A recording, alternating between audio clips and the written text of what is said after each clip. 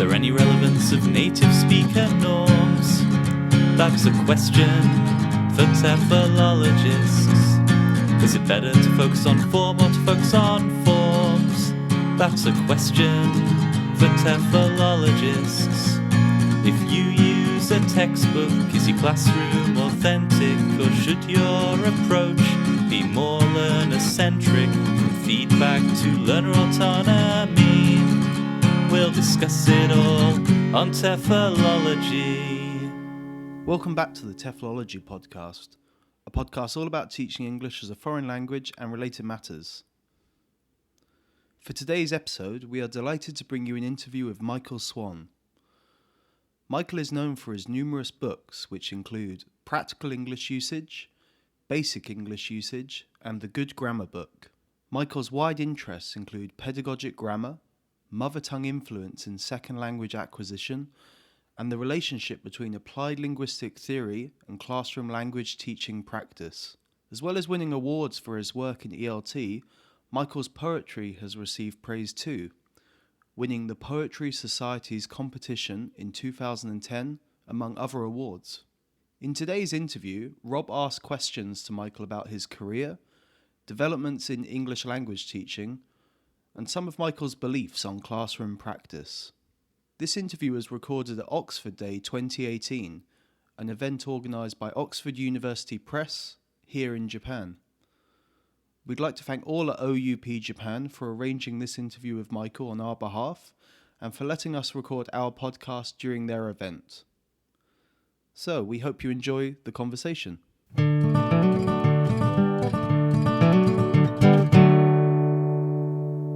Okay, so this is Rob, and I'm sitting here with Michael Swan.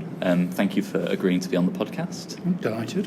First of all, can you talk a little about your background, how you got into language teaching and how you transitioned into writing and publishing? Yes, it's easy.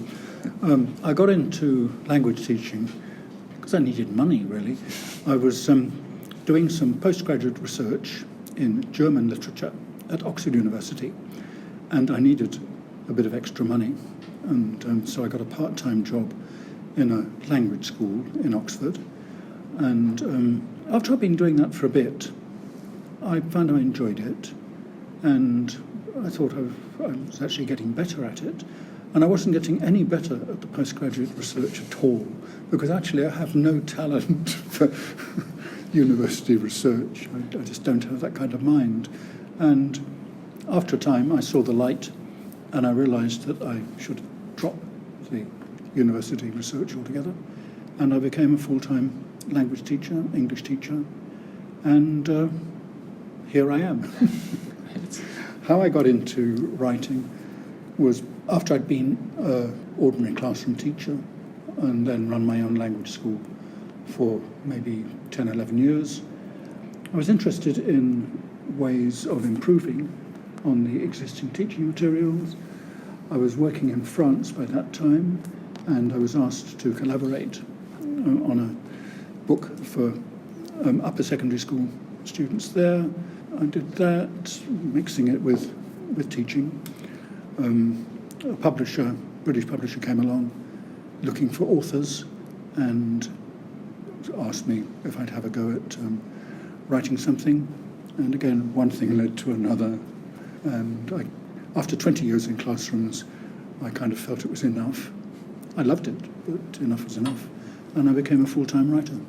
And so, in terms of your academic work, so I guess many of our listeners will probably have become familiar with it through your written debate with Henry Widdowson in the LT Journal, which was about CLT. And you were quite critical of that at the time. But CLT is still kind of an orthodoxy in language teaching, or at least in English language teaching. Have your views changed at all since then? It's very hard to define CLT anyway, and to decide what your views are. Looking back at those articles, the debate with Henry Widdowson was quite a small spin-off from two big articles, as I was a bit rude about him in one of them. So we're good friends, nonetheless. But the things I was critical of then seem to me, to a great extent, to be still around. In greater or less measure. My big concern then, I suppose, was the danger that with the focus taken away from language to doing things with language, we could all move into doing things with language and forgetting to teach the language to do the things with.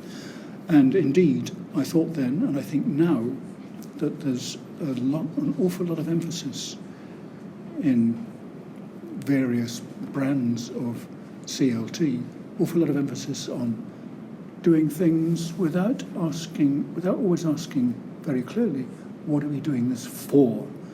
Just, it's enough to do something with English and people will learn.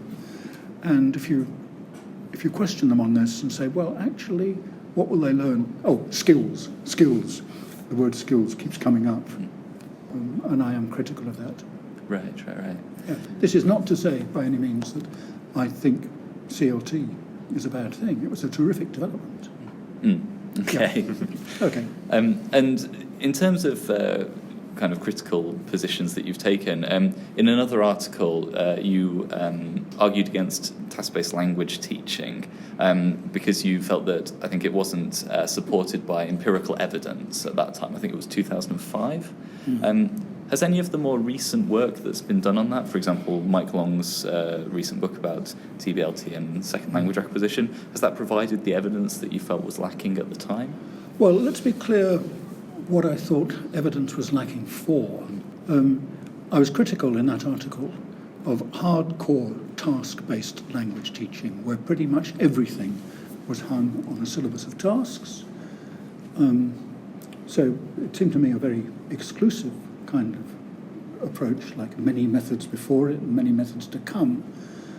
And the big claim made then by people like Rod Ellis and made much more recently by Mike Long, whose work I greatly respect, but the big claim is that this is overall and in general a superior approach to language teaching as compared with other approaches. I don't think it's possible to get empirical evidence for such a large claim. It never has been in the past in comparative method studies, and I certainly don't think it is now. And greatly though I do respect Mike Long, who worked for me once, was a lovely guy, he does what a lot of people do, which is to badmouth alternative methods, to give misleading characterizations of them. And Mike's book that you refer to is full of these little thumbnail sketches of, what he calls PPP, language syllabus-based teaching. And he gives misleading accounts of them. That is what I call straw man argument. And I could go on, but Yeah. This reminds me a little of something that you wrote, I think back in those articles about communicative language teaching, about contrastive analysis. So you mentioned that this is something that had kind of been thrown out, but you felt it still had value. I wonder if you think that there are maybe some other things which we've lost along the way in the development of language teaching methods or approaches. Yeah, it's a good and important question. One that springs to mind is systematic language practice. Back in the days of the audiolingual approach, everything was based on the idea of habit formation by practice, driving out unwanted mother tongue-based habits, establishing by repetition and drilling good, new habits. So drilling was the big thing. When communicative approaches and other things throughout the audiolingual approach and told us all that it was bad and based on behaviourist psychology, and that was all wrong, out went practice. Systematic practice, drilling became bad. And certainly one often finds in people writing about CLT the notion that everything should be communicative. And so the sort of systematic sentence completion practice which can be extremely valuable for people learning the basics of a structure before they're able to use it more creatively. That's been thrown out. You shouldn't do it. Practice is bad, wrong, behaviourist. Another thing which has sort of been elbowed out, I think, unconsciously, is pronunciation. When I was first in this business, pronunciation was very important, and we paid a lot of attention to it. And the techniques we used then, different kinds of systematic practice, ear training and production practice, were fine. They fitted in with the prevailing theory about learning by practice. Now, CLT doesn't have a slot for pronunciation because pronunciation itself isn't communicative. There's nothing communicative really about learning the differences between heart, hat, hut, or long, wrong, and so on. And that's it's kind of disappeared. It's coming back slowly right now, but it went off the table for a long time. So those are two things, and plenty of others. Anything really that isn't communicative, like learning things by heart, learning vocabulary lists, so many useful things like that. We're given the impression that they're bad, old-fashioned things to do, and we don't do those anymore. We know better. Right. Yeah. I think the question of pronunciation leads us on to the next topic, actually, which is about English as a lingua franca. You co-edited a book called Learner English, which kind of talks about the language problems that different groups face when learning English. Yeah. How do you think that fits in with like an ELF perspective, where it seems to be more relative, I guess? It's focusing more on the pragmatics of international language use. I think one always has to make clear when talking about ELF is that there isn't a language called English as a lingua franca. And some people still, the claim isn't made much now. It was that there was a developing new kind of English. And of course there isn't. ELF is a process using English to communicate with people who speak a different language from you. The problems that people have with English, to the extent that these depend on their mother tongue, some do, some don't, but these are still there. They haven't gone away.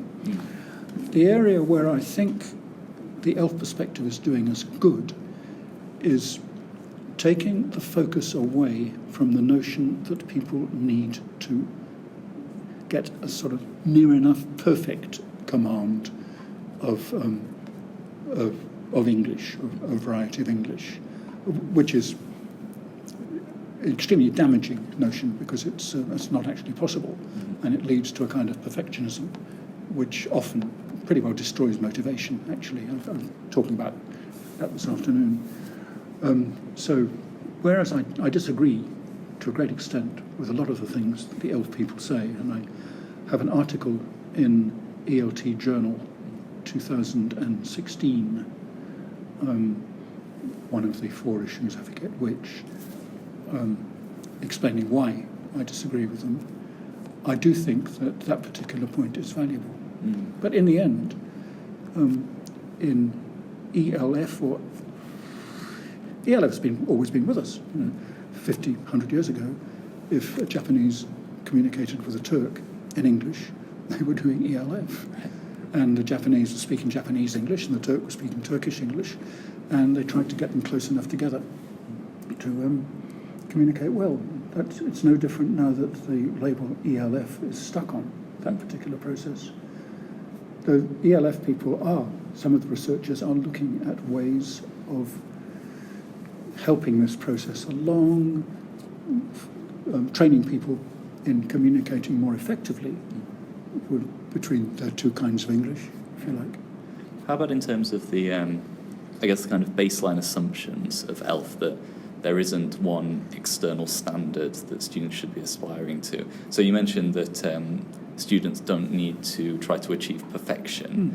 Do you think that there is a perfection that they could be aiming at, in a sense? There is a standard form that they should be aiming towards? No, I don't think so. Standard forms, inevitably, exist and are used as models. The important distinction here is between a model and a target. Okay. If I'm going to learn Japanese or German or Greek, then I need some Japanese or German or Greek to look at and learn from. I can't make it up for myself. And I'm going to try to take a useful, the most useful variety of Japanese or German or Greek that I can find to learn some of. I can't just aim at nothing or something in the middle between the varieties. So people will be taking the model of English, perhaps largely from British American sources or largely from South African or Australian or Singapore sources, depending on what kind of what they need their English for and where. But they shouldn't be making that a target to aim at and to feel that they're failing if they don't get there. Okay, nice. Let's move to a more sort of practical topic. So it's common to see language teachers employing a series of approaches that are supposedly aimed at developing learners' reading and listening skills, so strategies like scanning, predicting, inferencing, and so on. So some people argue that these are aimed more at testing rather than addressing underlying language issues. What are your feelings about those kinds of top-down I've got fairly strong activities? views about skills teaching because I think it can often involve trying to teach people to do things that they can already perfectly well do in their mother tongue. I shouldn't think you've ever had the experience of struggling with a foreign language and thinking, oh God, I wish I was better at predicting and at spotting the main point. These are general language independent skills, and my view, which I've expressed along with Catherine Walter in an article we did for ELT Journal 2016, our view is that these are skills which people have and are accessed once they're able to handle the basic language well enough not to have all of their brain power tied up with the grammar and vocabulary. They can start to look at texts and conversations from a wider point of view. But a lot of skills teaching, reading and listening particularly, seems to us a waste of time. Where do you think that those kinds of top-down perspectives come from? So I teach a receptive skills module on a master's course, and the books that we use all emphasise the importance of bottom-up skills, and of course they mention top-down skills as well. There seems to be a greater focus on bottom-up skills, but teachers tend to, or seem to have, the perspective that top-down skills are more important. So where's that coming from, do you think? I'm not sure I know the answer to that, but to a great extent, at least, it must be a legacy of the early emphasis of the communicative approach on doing things with language, and doing things with language involves skills. When I was first teaching, there were 4 skills: reading, writing, listening, and speaking. Munby came along with a book called Communicative Syllabus Design, must have been in the early 80s, and he listed 19 skills. And I think those were just reading skills. The mind boggles. And it may be that, but as I said earlier, if you're doing something and somebody asks you, why are you doing this, and you're not quite sure, you say it's listening skills or it's reading skills. And that's an easy answer, can justify almost anything by saying it's skills development. If you have to justify it on the basis of what language do they know or can use better now than last week, that's harder. Listening is you say that you're working on developing listening skills. Listening in the sense, I don't like the word listening, everybody can listen, but understanding speech for a Japanese learner of English is a colossal problem, as you know. English has 23, 24 vowel distinctions, has lots of consonant clusters, it has an awful lot of unstressed syllables, and what a Japanese learner, untrained, must hear is something like verbal goulash. I mean, they don't know what they're hearing. And Catherine Walter and I, in the language course, grammar course, we did the Oxford English Grammar course, put in an enormous number of exercises to train people in decoding, not specifically producing the sounds, but decoding what they hear. Exercises like, I don't know, they'd hear a sentence like, there was a man in the garden. How many words do you hear? 3. Try again. That's a very, very powerful exercise if it's done again and again, because they learn that those schwa sounds that come in unstressed syllables fast, they learn to perceive them. And on the basis of a mother tongue like Spanish or Japanese, which doesn't work like that, they don't actually hear them, they don't perceive them. So you've been active in applied linguistics and language teaching for a long time. What do you think have been the most sort of important findings or insights over that period in language teaching? I would need to be a historian of the subject to give a really useful answer to that. Certainly, when I started teaching, we thought there was a fairly direct relationship between, for instance, teaching grammar rules and people producing more correct sentences. So an important finding that has come out or become clearer over the years is that isn't the case. And the concept of interlanguage, which we could talk about if we had more time, has been very powerful, that area. Students don't just move from not knowing the structure to knowing the structure. The big notion that the more you can make language learning like real life, the better, has done a lot of good and an awful lot of harm. Both. I mean, good because it's made our classroom practice much, much more interesting and useful. Bad because it's brought in the notion that we should actually make the classroom like real life. And all we can do in the classroom is compensate for the fact that it's not like real life. We need to be clever to do that. Okay. And maybe for a final question, so what do you think, or maybe where do you think the field should be moving towards in the future? So there have been lots of changes over the past few decades. Where do you think are the most promising directions for the future? You're certainly asking the wrong person here, because I'm more or less out of it, right. And you're much better able to judge than I am. The striking thing for me, I guess, is that through most of my teaching career and my materials writing career, input to the student was what I could fit on a page, like that, and into a short recording. Now, the potential input to the student is vast. There's English all over the internet, in all the forms that can be wanted. There's an awful lot of online teaching material which somehow mediates between the very structured stuff that we used to produce and sort of completely open, unstructured material. One of the very obvious tools here is the podcast. There's just it's so easy now for learners in a lot of situations to access English for themselves. That doesn't mean they'll learn English only from that, but it makes a hell of a difference. It adds a lot. Yeah, well, I think that's a nice place to end. So, Michael Swan, thank you very much for being on the podcast.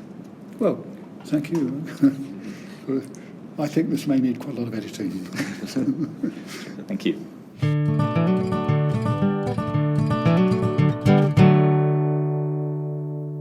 So thank you for listening, and we hope you enjoyed the interview. And we'd also like to offer our thanks to Michael Swan for giving us his time. If you'd like to get in contact with us about anything, you can send us an email at TEFLology@gmail.com. You can communicate with us on Twitter @TEFLology, like our Facebook page, And we also have a website too, TEFLology-podcast.com, and it's on that website where you can find more information about the show and an archive of all of our previous episodes. We're also available on YouTube, as well as streaming services such as Spotify. So thanks again for joining us, and we'll be back again soon.